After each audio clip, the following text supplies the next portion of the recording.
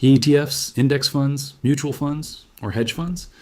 You walk into a financial advisor's office with your hard-earned $10,000, ready to start investing. They present you with 4 different investment options, each promising to help grow your money. But here's the twist that most people never see coming. One of these options could quietly drain thousands from your portfolio over the years, while another might help you retire a millionaire. The difference?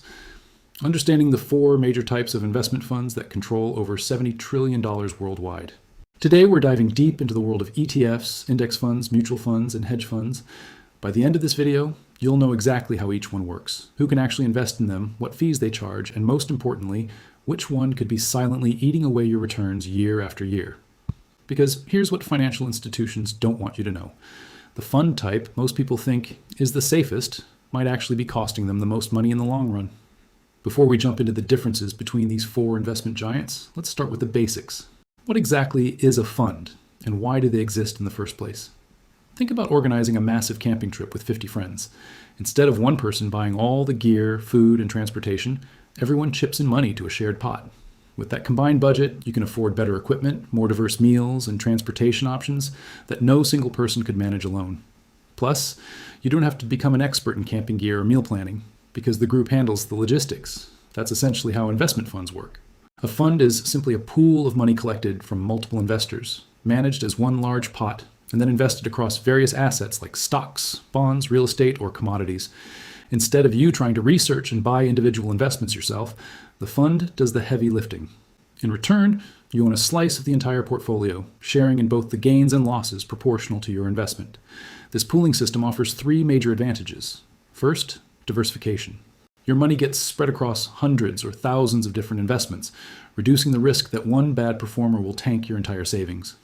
Second, professional management. Whether it's a computer algorithm or a team of financial experts, someone with more resources and expertise than you likely have is making the investment decisions. Third, accessibility. You can invest in markets, sectors, or strategies that would be impossible or impractical to access on your own. But here's where things get interesting. Not all funds operate the same way. The method they use to select investments, the fees they charge, and who can actually invest in them varies dramatically. These differences can mean the gap between financial freedom and financial frustration. Let's start with index funds, probably the most talked about investment option on social media today. You've definitely heard finance influencers say things like, just throw your money into an index fund and forget about it. But what does that actually mean, and why has this become such popular advice? An index fund takes a completely different approach from trying to pick winning investments. Instead of attempting to identify which stocks or bonds will outperform, it simply copies a predetermined list called an index. Think of an index like a recipe or a shopping list that represents a specific portion of the market. The most famous example is the Standard & Poor's 500, which tracks 500 of the largest, most established companies in the United States. The bigger the company's market value, the more weight it carries in the index. When the S&P 500 goes up, it usually signals that the overall American stock market is performing well. But there are indexes for virtually everything imaginable. The NASDAQ focuses on technology companies like Apple, Microsoft, and Amazon. The Dow Jones Industrial Average tracks 30 major companies across different industries, including household names like Coca-Cola, Boeing, and Johnson & Johnson. You'll find indexes for small companies, international markets, emerging economies, and specific sectors like energy, healthcare, or real estate. Here's the key insight about index funds. They're passively managed, meaning no human is actively deciding which stocks to buy or sell. The fund simply follows the index's predetermined list like a recipe. This passive approach creates a beautiful side effect. Since there's no expensive fund manager making daily decisions, the fees are incredibly low. Most index funds charge an annual expense ratio between 0.02% and 0.20%. To put that in perspective, if you invest $1,000 in an index fund with a 0.02% expense ratio, your annual fee would be just 20 cents. Yes, 20 cents per year.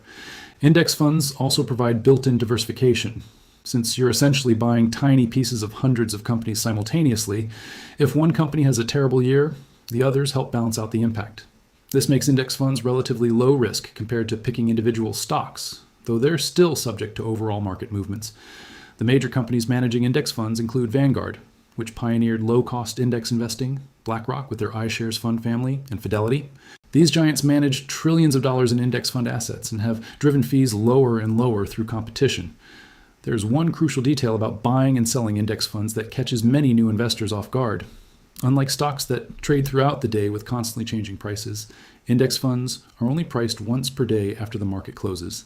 This price is called the net asset value, calculated by taking the total value of all assets in the fund, subtracting expenses, and dividing by the number of fund shares outstanding. So if you place an order to buy an index fund at 11 in the morning, your trade won't execute at that moment. Instead, it will be processed at the net asset value calculated after the market closes, typically around 4 p.m. Eastern Time. This is known as the cutoff time. Some fund companies may take additional days to process and complete your transaction. The system makes index funds simple and consistent, but it means you don't have real-time control over your exact purchase or sale price. For most long-term investors, this delay doesn't matter much. But it's important to understand so you're not surprised when your trade doesn't happen immediately. This end-of-day pricing is actually a feature, not a bug, because it prevents people from making emotional, split-second decisions based on temporary market movements. So why have index funds become so incredibly popular? The answer is simple but powerful. They're low cost, low maintenance, and historically they performed quite well over long time periods.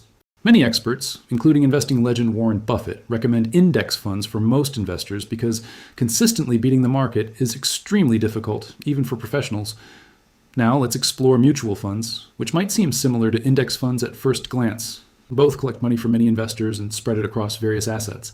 But the critical difference lies in how they're managed, and this difference can dramatically impact your returns.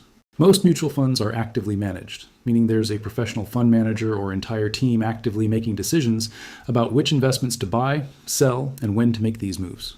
Their goal is to outperform a benchmark like the S&P 500 by picking the right investments at the right time. This might sound appealing in theory, but there's a significant catch. Active management comes with much higher costs.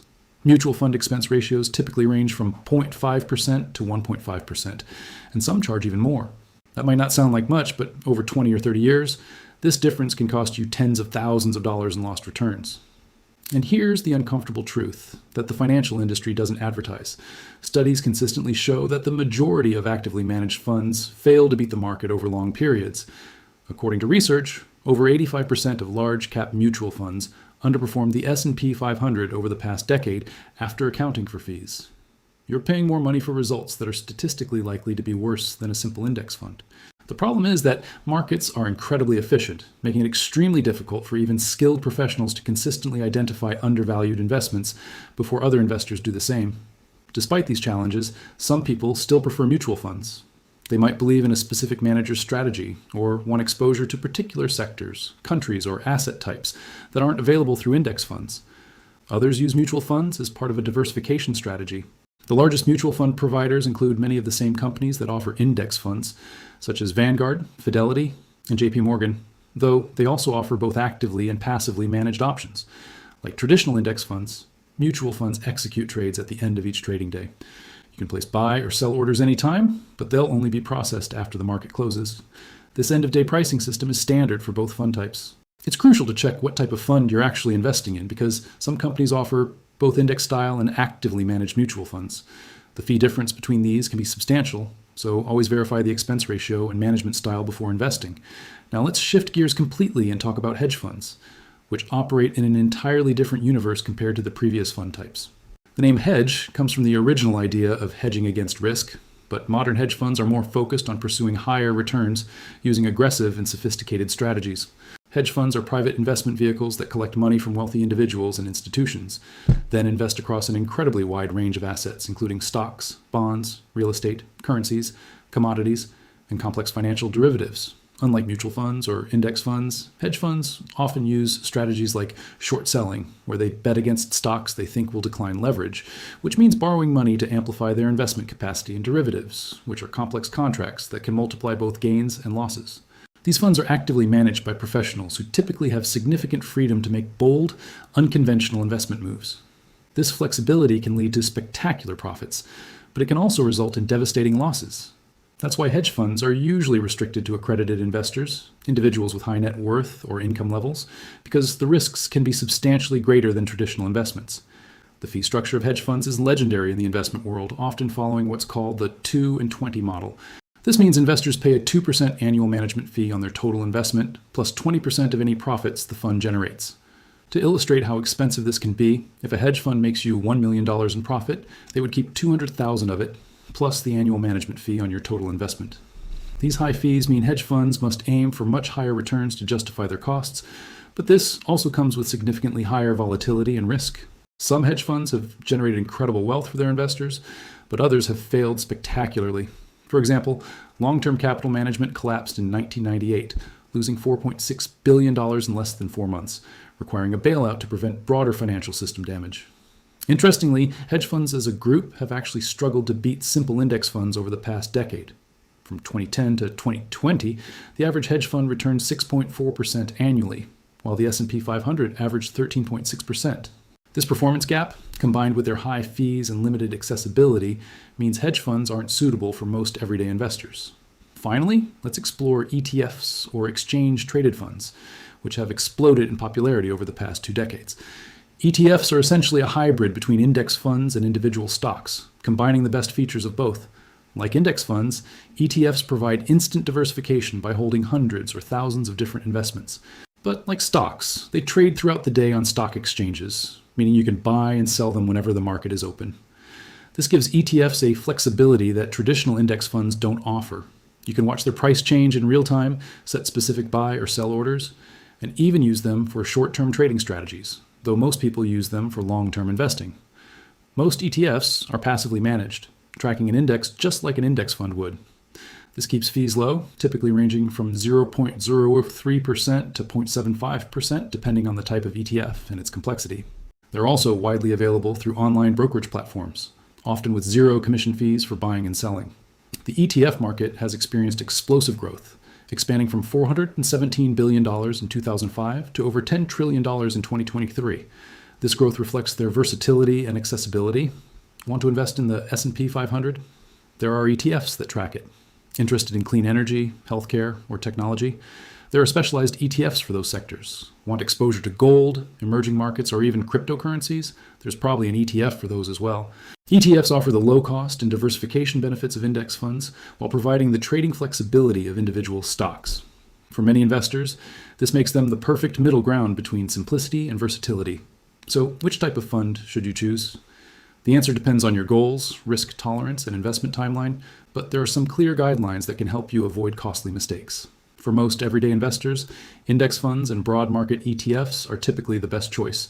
They offer low costs, broad diversification, and historically strong long-term performance. The key is consistency and letting compound growth work over time rather than trying to time the market or chase short-term gains. Mutual funds might make sense if you strongly believe in a specific manager's strategy and are willing to pay higher fees for that expertise. However, remember that statistically, you're unlikely to get better results than a simple index fund, especially after accounting for the higher costs. Hedge funds are designed for wealthy, sophisticated investors who can afford to take significant risks and pay high fees for the possibility of exceptional returns. They're not appropriate for most people's core investment strategy. ETFs can work well for investors who want the benefits of index funds but prefer the flexibility to trade during market hours. They are particularly useful if you want exposure to specific sectors or international markets that might not be covered by your preferred index fund options. Here's the critical insight that could save you thousands of dollars over your investing lifetime. Fees matter enormously over long time periods. A difference of just 1% in annual fees might not seem significant, but over 30 years, it can reduce your total returns by hundreds of thousands of dollars due to the compounding effect. The fund type that many people mistakenly believe is the safest, actively managed mutual funds with high fees could actually be the one quietly draining your wealth year after year. On paper, they might seem stable and trustworthy, but if they consistently underperform while charging high fees, you're losing money in slow motion. Let me give you a concrete example of how fees impact your wealth. Imagine you invest $50,000 and add $5,000 annually for 30 years. If your investment earns 7% annually but charges 0.1% in fees, you'll end up with approximately $659,000. But if the same investment charges 1.5% in fees, you'll end up with only about $520,000. That 1.4% difference in fees costs you nearly $140,000 over 30 years. This is why low-cost investing is so important. Index funds and ETFs that track broad market indexes have historically provided excellent returns while keeping more money in your pocket instead of paying fund company profits. For accessibility, index funds and ETFs are available to virtually anyone with a brokerage account. Most major brokerages offer them with low or no minimum investments, making them perfect for beginning investors. Mutual funds may have higher minimums, and hedge funds are restricted to wealthy, accredited investors. In terms of vetting these investments, index funds and ETFs are relatively straightforward since they simply track established market indexes. Mutual funds require more research into the manager's track record and strategy. Hedge funds require the most due diligence and are typically only accessible through financial advisors or wealth managers. The process of actually investing varies by fund type. Index funds and mutual funds require you to go directly through the fund company or a brokerage platform that offers them. You'll typically need to meet minimum investment requirements, which can range from $0 to several $1,000s. ETFs can be purchased through any brokerage account, just like individual stocks, often with no minimums beyond the price of a single share. Hedge funds involve a much more complex process, typically requiring accredited investor verification, substantial minimum investments, often starting at $1 million, and extensive paperwork and legal agreements. For most investors, the path forward is clear.